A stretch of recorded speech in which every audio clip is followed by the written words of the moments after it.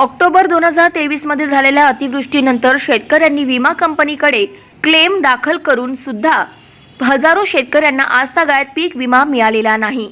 विमा कंपनी आणि प्रशासन परत अशा सर्व शेतकऱ्यांना डॉकेट आयडी सह तक्रार दाखल करण्याबाबत सूचना करत आहेत।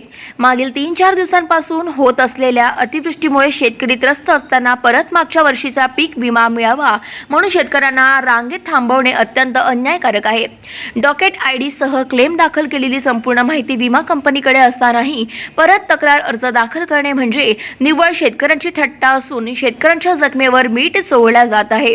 म्हणून विमा कंपनी आणि प्रशासनाकडे असलेल्या माहितीच्या आधारे ऑनलाईन आणि ऑफलाईन तक्रार दाखल केलेल्या सर्व शेतकऱ्यांना सरसकट पीक विमा वाटप करावे, अन्यथा तीव्र स्वरूपाचे आंदोलन छेडू असा इशारा शेतकरी नेते कैलास येसगे यांनी जिल्हाधिकारी आणि तालुका कृषी अधिकारी यांना दिला। यावेळी देगलूर तालुक्यातील हजारो शेतकरी उपस्थित होते।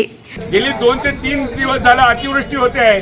काल शेतकऱ्यांच्या आयुष्यातला अत्यंत महत्त्वाचा असा पोळा सण, पण शेतकऱ्यांच्या आयुष्यात सदैव संकट आणि या लाईनला थांबण्याची जिथली व्यवस्था, या व्यवस्थेने इथल्या शेतकऱ्यांना सदैव लाईनमध्ये आणि संकटात थांबवलेलं आहे। आपण पाहत आहोत आज त्यांना गेली 6 महिन्यापूर्वी जेव्हा जवळपास मागच्या वर्षी ऑक्टोबरला अतिवृष्टी झाल्यानंतर पीक विमा कंपनीला कळवलेल्यानंतर सुद्धा आज परत प्रशासनाकडून सांगण्यात येत आहे की तुम्ही जे काही डॉकेट आयडी दाखल केला होता ते डॉकेट आयडी परत आणून तक्रार अर्ज सादर करा।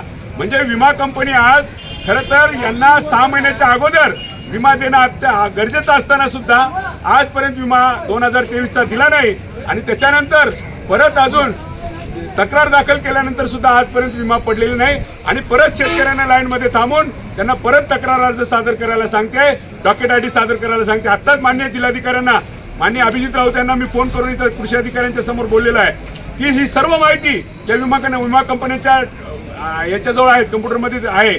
म्हणजे जेव्हा आम्ही तक्रार दाखल केली याचा अर्थ त्यांच्याकडे ही सर्व माहिती उपलब्ध आहे। ही जर माहिती विमा कंपनीकडे सर्व उपलब्ध असताना परत अजून तक्रार दाखल करणं म्हणजे मूर्खपणाचं लक्षण आहे। गाव माझा न्यूज करिता अमित पाटील, देगलूर, नांदेड।